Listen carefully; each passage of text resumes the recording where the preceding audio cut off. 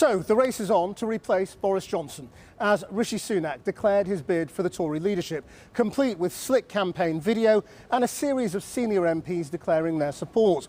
A poll of 493 Conservative Party members carried out for this programme puts Mr Sunak ahead of the field by a narrow margin. But a majority of those who responded also said they'd rather Boris Johnson had stayed. Our policy correspondent Paul McNamara is with me now. Yeah, party members may have wanted him to stay, but MPs very definitely did not. The anger among MPs yesterday, the mere fact that Boris Johnson might stay in there until a successor is crowned, the anger was palpable. Many were absolutely outraged. What's been noticeable today talking to MPs is that a lot of that rage seems to have abated, their thought process moving to a life past Boris Johnson, looking at opportunities maybe that might come after him. Some backbenchers, some of our viewers will never have heard of, all of a sudden thinking, do you know what, I might have a go at trying to run the country. In the last few moments though, we've had some news from people that our viewers will be more familiar with. Michael Gove has ruled himself out. I understand that Jeremy Hunt is likely to launch his leadership bid on Sunday, but the man of the moment, the real mover today, is Rishi Sunak, launching this very slick campaign bid with a very slick video. He's already got lots of MPs backing him, tweeting about it, and it would appear from our exclusive poll that Dishy Rishi, as many have called him in the past, is the man to watch out for in this race. The runner. Morning, Mr Hunt. Who won't say if he's running. Will you be standing for the leadership? Good evening. The former health secretary who's lost his voice. Have you got a good team around you? Have you chosen a team? And the man who was chancellor. Are you going to be the next Prime Minister? Silent this morning, but by the afternoon. Someone has to grip this moment and make the right decisions. That's why I'm standing, to be the next leader of the Conservative Party and your Prime Minister. A high-gloss leadership launch video about aspiration, little more than 24 hours after the Prime Minister resigned. Your futures. 3 months ago, the former Chancellor's chances of running the country were all but written off, with revelations his wife had non-dom tax status and he had a US residency. But tonight, an exclusive poll for Channel 4 News by Opinion reveals Rishi Sunak is the man Conservative members back. Of a list of 10 candidates, 25% of members said Rishi Sunak was their preferred choice, followed by Liz Truss in second, and third, Ben Wallace, the Defence Secretary. Least popular were Michael Gove, Priti Patel, and in the last place, Nadhim Zahawi with just 6%. MPs will whittle the list down to a final two, then it could be over to party members. And in a race between the top two candidates, Mr Sunak would beat Liz Truss by 4%. Pitted against the likes of Penny Mordaunt, a bookie's favourite, the lead is even bigger, 7%. The field of runners, though, is likely to be a crowded one, with some unlikely contenders. Have you picked who your person of choice for leadership might be? Not yet, because I'm thinking of considering standing for myself. And I've been approached by my local team, constituents, and others. And I will, honest, frankly with you, would be a late newcomer, if you like, to the contest. I don't have the 8 signatures, but I'm going to take soundings over the weekend. Also on the list, already declared in the race, Attorney General Suella Braverman, popular with harder-line Brexiteers, and Chair of the Foreign Affairs Select Committee, Tom Tugendhat. I've watched good men go into the earth, taking with them a part of me. Popular with more centrist, so-called One Nation Conservatives. Good afternoon, everybody. While the race to replace Boris Johnson may be fractured, the one thing most Tory MPs agree on is replacing him as quickly as possible. After his resignation speech yesterday, he marched back into Downing Street to appoint new cabinet ministers, like the third Education Secretary in 3 days, James Cleverly. Congratulations on the new job. But how long you do this job for is tied into how long the Prime Minister stays in number 10. How quickly do you think he needs to go? Well, he has said that he will go as soon as a successor is appointed. I think everybody, probably him included, would want to see that resolved professionally but quickly. What do you want to see, though? Do you want to see, like we had last time round, where we had the full round of MPs deciding, and then it goes to the membership? That could take a couple of months. Well, what we saw in 2017 with Theresa May, who had many, many fantastic attributes, is that she wasn't tested when it came to campaigning out in the country. And at the 2017 general election, the fact that she hadn't had that experience really hit home. So we do need to test that. If you want a prediction from me, I think we're going to get down to 2 candidates in the next 2 weeks. Then we're supposed to go out to our membership. I know it's not democratic, but I think given the pressure on the government to get things sorted and the instability that will cause, I wouldn't be surprised if the last 2 candidates don't do a deal and we've got a new Prime Minister and a new government in 2.5 weeks from now. Would you be happy with that? Some might call it a stitch-up. At the end of the day, necessity. We've been there before. As an MP, I'm probably far more comfortable with that than if I were a member out in my association who possibly won't get a vote. Another man who says the Prime Minister needs to go quickly is opposition, Sir Keir Starmer, cleared today by Durham Police for his post-work beer during lockdown. He should go, and he should go straight away, in my view. In Wakefield and in lots of other places in the country, people have been saying to us, not, I really want to vote for Keir Starmer, but I don't like Boris Johnson. He's gone now. Isn't a new leader actually bad for you? Look, in Wakefield, what we saw were Labour voters coming back to Labour, something people told me wouldn't happen. We're ready now for a general election, and rather than the noises off, if they're so confident, well, let's have that general election. Let's get on with it. After a tortured battle to oust the Prime Minister, backbenchers will meet on Monday to make the rules to remove him, and remove him fast. Well, of course, the backdrop to all of this is the economic crisis, rising inflation, shocking energy bills. In a moment, we'll be speaking to one of the newly reappointed ministers, Johnny Mercer.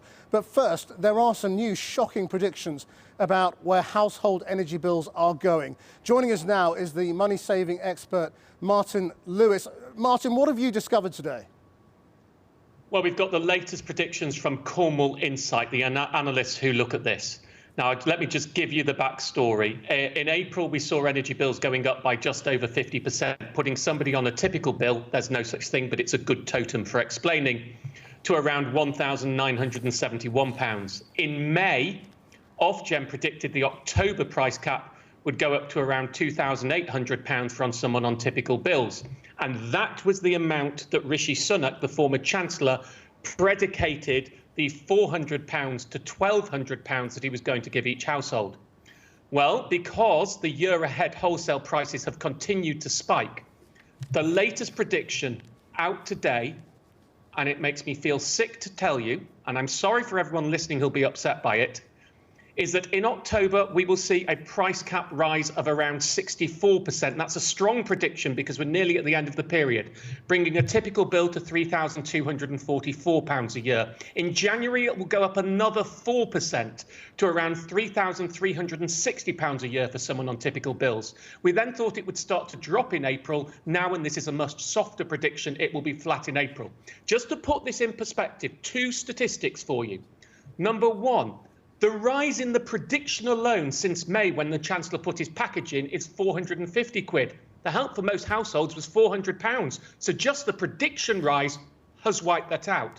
Number 2, this means an energy bill from October will be over a third of the new full state pension. It's not a mortgage. It's not rent. It's an energy bill. And that's based on typical use. Of course, many pensioners use more. This is a difficult event for about 75% of homes in the country and a cataclysmic event for probably up to 10 million people who will be shoved into real poverty. We do not have time to wait for ministers to get a new leader, get somebody in the job who's never done it before, waiting 6 to 8 weeks to get up with their brief so they understand what's going on.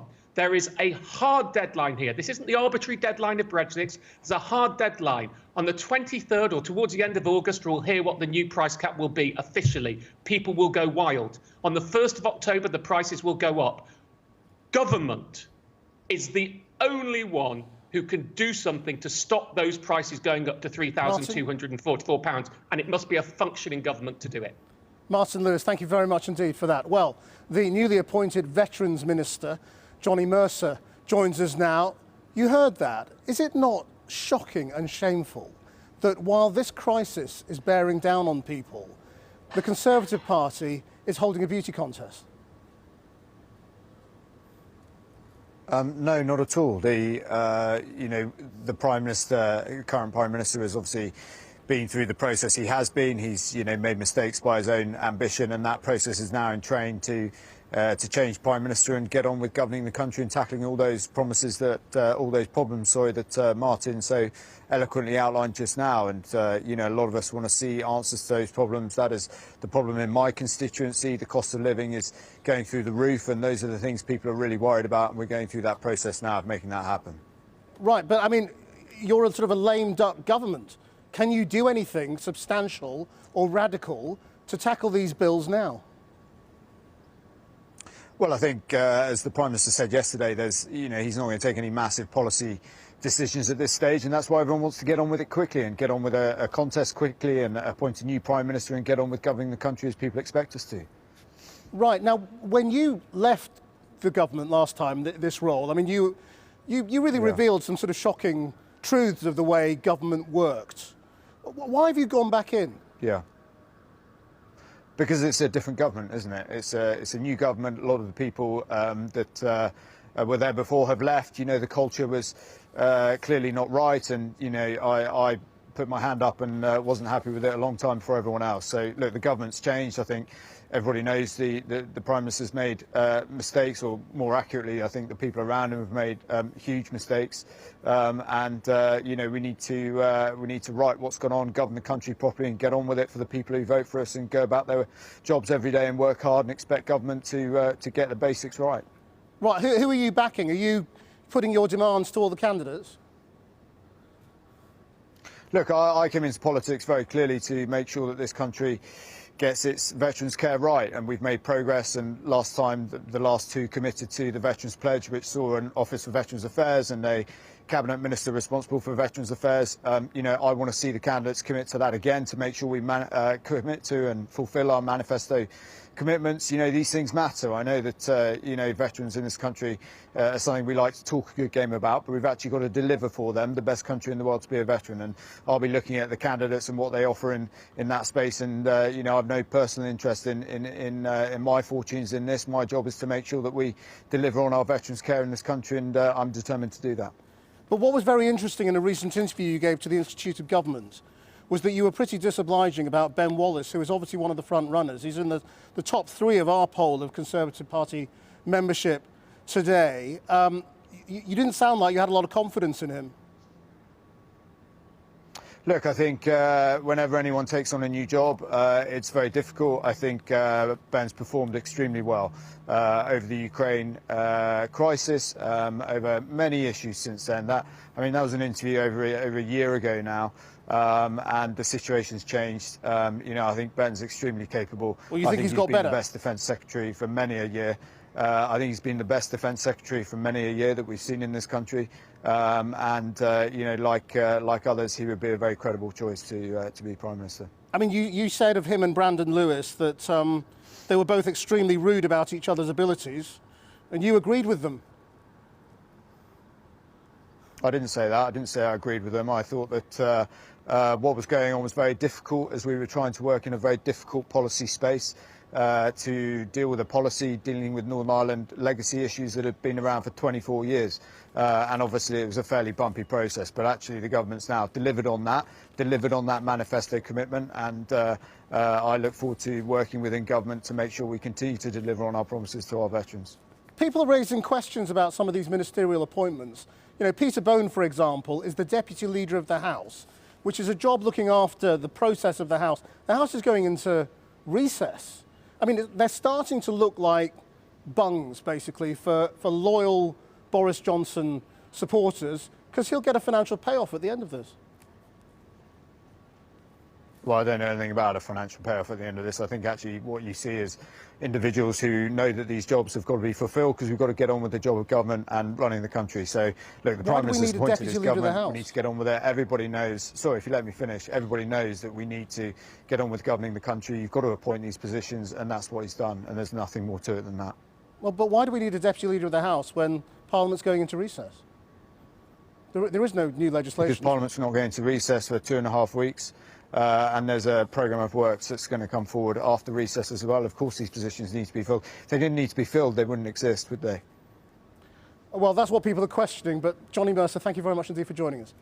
Well, our North of England correspondent Claire Fallon has spent the day in Buxton, in the marginal Tory seat of High Peak, where the Buxton Fringe and international festivals are in full swing. We've been asking people there who they want to see as the next Prime Minister and about the state of British politics right now. We don't know who, we don't know when, and most of them still don't know, or at least haven't yet said, if they're definitely in. Some people do know exactly what they think, though, when it comes to what's gone on. What do we think of Boris? Though admittedly, Rishi Sunak, they're less certain as to who should come next. We don't want any of them. Penny Mordaunt? Who? Penny Mordaunt. Yeah, no. Nah. Well, she's a woman. Absolutely no. Although the vast majority of us won't get to vote for who the next Prime Minister is, what people think is important if the Tories want to stay in power. Boris Johnson knew that when he was running to be leader of the party, and he was going to places the Tories had barely bothered campaigning in for years, to talk to people, for walkabouts. Although some people did want to tell him that they really didn't like him very much. There were other people queuing up for selfies with him, shaking his hand, saying that they'd never voted Tory before, but might if he was in charge. In the 2019 general election, of course, Brexit was a big factor, but so was leadership. And so what people think now, who they like, who they trust, is significant. And that's especially true in the constituency of High Peak. In 2019, there were less than 600 votes in it when the Conservatives took this marginal back from Labour. In the referendum, the gap between Remain and Leave was just as tight. One of the most divided places there is then, you might think. Though in Buxton today, we found a unity of sorts in frustration, anger and distrust. Go on, who do you know, who do you like? I know, I don't know the names, I obviously know Rishi. I can't say I like any of them. How's your faith in politics doing at the moment? What faith in politics? I don't have any. Could any of them restore your faith? Possibly. Possibly was as much optimism as Ben could muster. Though from Barry and Wendy, there was a little more hope in some of the potential candidates for PM. Probably Grant Sharps. Grant Sharps. Yeah, I think he'd like Prime Minister. Yeah. You'd vote for Grant Sharps? Yeah, I would. Yeah, have the lot. Yeah, yeah. You're not sure? Well, I like Jeremy. I do like Jeremy, but I think Liz Truss could be very interesting. Is that Liz Truss, isn't it? Yes. Yeah. I think she could be interesting. They are Tory voters, and until recently, liked and supported Boris Johnson. On the process to replace him, Barry told me the decision shouldn't solely be made by party members. Yes. We don't get a say, do we? You know, the general public. Yes, I would. Yes, I think it should go to the general public. Yeah, definitely. I think that would mean another general election. Yes, yeah. But you'd take that? Yeah, if it's a general election, you know, I could vote. I like the idea that the public could vote. For all the talk of loyalists, leavers and remainers, factions and grassroots favourites, they're outnumbered many times over by those who don't get a vote, but who want their hopes and frustrations to be heard. Well, the Conservative MP, former Chief Whip Mark Harper, has already declared he'll be supporting Rishi Sunak as Conservative leader, and he joins me now. Is it not a bit of brass neck for the man who was in charge of the economy until 2 days ago to say, as one of his main pillars, he wants to rebuild the economy? No, not at all, because he was Chancellor when Boris Johnson was Prime Minister. And I'm afraid if you want to do what Rishi Sunak wants to do, which is to grow the economy and to cut taxes, you've also got to be honest with people about the choices we face, and you've got to be able to control spending. And that was something that Boris Johnson was never prepared to do, in my opinion. And Rishi Sunak, I think, set out his pitch about what he wants to achieve, and I think he's the man to do it. And I think picking up on so your, he's the austerity your videos, Prime Minister. He's also the man. No, he's not. He's about the living within your means, man. It's about which is cutting spending. Is what you're saying? No, that's austerity. It means controlling the growth in spending, and it means deciding what you're going to spend money on, what's important. If you look at what he's made decisions on over the last couple of years, when he was Chancellor, it was about spending money to get people through the pandemic, to keep businesses going, millions of people in work. And then your interview with Martin Lewis was very clear. Rishi Sunak laid out a big package of help for millions of people to deal with the energy crisis. It's a significant amount of money, and he revisited it when energy prices remained high. And if he's Prime Minister, he'll keep these things under review. He'll deal with the things that are thrown at us. He'll be honest with people about the challenges. And I'm confident if you look at his track record, he'll get those decisions right. And that's why I'm backing him. Do you really think it's going to be acceptable to the British public to be told they've got to go without, they've got to tighten their belts, they're not going to get as much government help as they want because Britain has to be responsible with its finances, when the man delivering that message is one of the richest men in the country? Well, look, the first thing is, it's about whether you understand the lives that people face and the challenges they face. And I think if you look at the way Rishi Sunak conducted himself as Chancellor, dealing with the pandemic, understanding the threat that posed to people's livelihoods, he responded with innovative packages like the furlough scheme, not rooted in ideology, but rooted in pragmatism, which kept this country working and means that we exited the pandemic with record lows of unemployment and a record number of people on payroll. So he takes the decisions to deal with the challenges faced by ordinary people, millions of people across the country. And I think that's what's important, not whether he's been successful in life, coming from an ordinary background and doing well for himself, which is something actually which is very much what Conservatives want to do, is to give people, ordinary people, as much opportunity as they can so that they can reach their full potential. Right, yes, but I mean, it's also one thing to talk about Rishi Sunak as a man who wants to cut taxes. The fact is, he's risen the tax burden to historic levels. I mean, just because you say you want something doesn't mean you can escape what you've actually done. No, and I'm quite frank about that. I talked about the pandemic. If you're faced as Chancellor with a 1 in 300 year economic shock, the government's had to shut down vast swathes of the economy to deal with COVID and spend £400,000 million to keep people in work and to keep businesses functioning. Okay. I think the public understands that you are going to have some pressures on public spending and you are going to have to raise taxes. Speaking of COVID, what about the law breaking? I mean, what about the COVID law breaking and all the other controversies that followed Rishi Sunak around and seemed to finish off his ambitions as the next leader quite recently? Can he really go up against Keir Starmer, who's just been cleared as squeaky clean? Well, look, two things. On the COVID fine, I'm very clear, and I looked at the facts, and the facts have not been challenged. Rishi Sunak was going to a meeting of a cabinet subcommittee to deal with COVID in the cabinet room, in the workplace, which is a perfectly normal thing to do. The fact that he turned up and discovered that the Prime Minister was having a birthday party, which shouldn't have been taking place, I don't think there are very many people in the country that think that that was Rishi Sunak's responsibility or decision.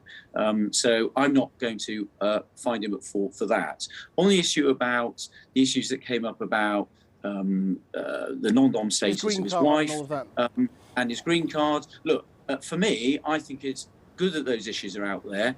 I think he dealt with them, and I think he demonstrated that he's resilient, that he cares about this country. Those were tough for him and for his family to deal with, but I think he's learned from that experience, and I think it's made him stronger and able to deal with everything that will be thrown at him during this campaign. thank you very much for joining us. And while we were just doing that interview, apparently Liam Fox, another senior Tory, is also backing Rishi Sunak. A quick apology now. Apparently, one of our reports said earlier that Launceston was in Devon. It is in Cornwall. We're very sorry for that very stupid mistake.